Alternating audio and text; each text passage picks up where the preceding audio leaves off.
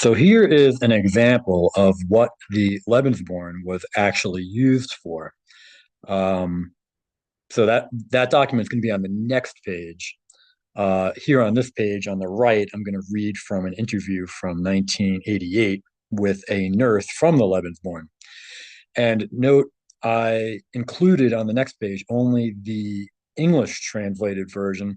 I went to go back to the Bundesarchive to find the original this morning, and I didn't have access to it. So I don't know if it's just down or did I get flagged? I have no idea, but you can see the screen I got there on the left, and then on the top right, where it says there was like an internal error. So I don't know. But anyway, you'll see the English version on the next page. So in a 1988 interview with Ilse, a Lebensborn nurse at Steinhorn, Germany, from 36 to 45, and I think that may be mentioned in the next letter I'm going to get to. She stated, the Lebensborn homes were set up so that German women who had gotten pregnant could come and receive around the clock care.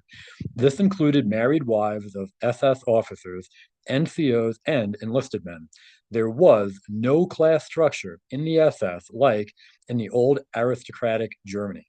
Everyone was equal and deserving of love and respect. Our homes were like a resort.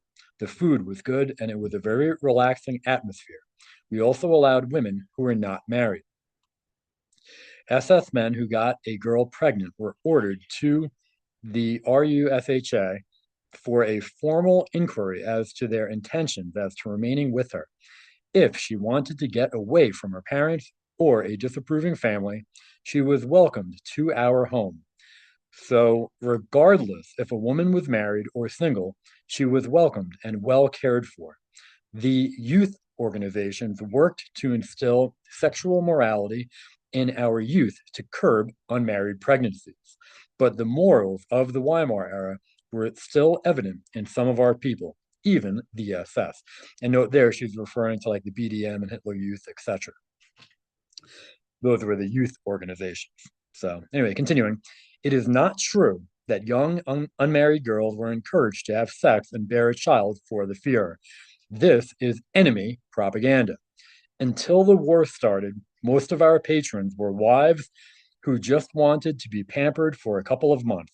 SS officers paid monthly to give their wives this privilege and unique experience. So here is the translated document issued by Himmler on June 19th, 1940. And in the translation, it's not perfect. So just note the 4 should be SS. So the title says, to all SS men and their dependents. And I'm not going to read the whole thing, but I'll read a little bit. Um, It says the implementation of my order of October 28th, 1939 requires the fulfillment of three duties. Um,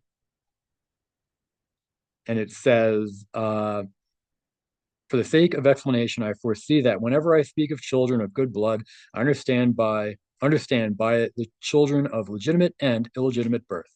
The first duty is the care of all children of good blood whose fathers fell in war, and of their mothers later in peacetime, the care of the children's growth until they reach adulthood. Um, I'm going to skip down a bit where it says the first arrow. It says, in all cases in which a woman is expecting a child from a fallen SS comrade, or in which small children require special care, the SS nurse or the collection point of Lebensborn must be notified, who must intervene in the most generous way in every case. So you can see there that Lebensborn is just being used to take care of children, right? Not being used as a breeding ground. So, says the second duty is the care of all children of good blood conceived by SS men during the war. The SS assumes care for these children as well as for the expectant mothers in all cases where need and distress exist.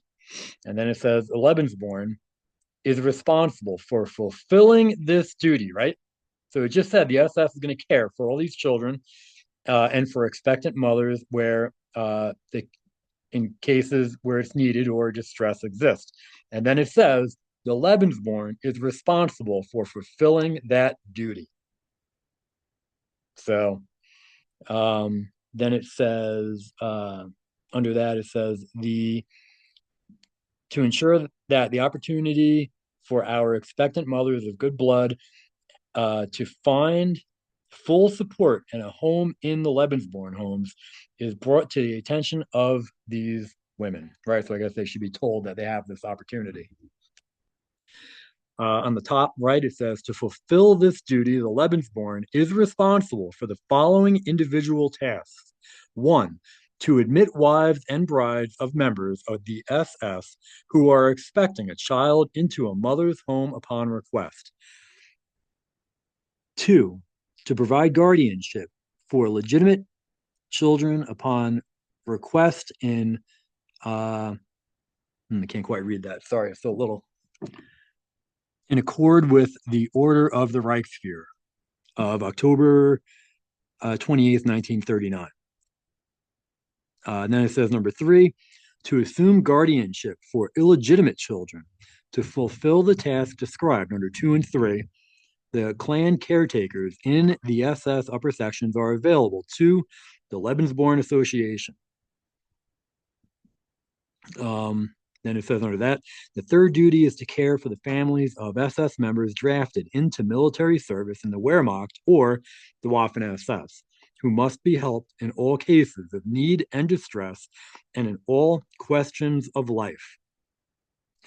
The Race and Settlement main office and from there the kinship office are responsible for the leadership and supervision of the fulfillment of this duty.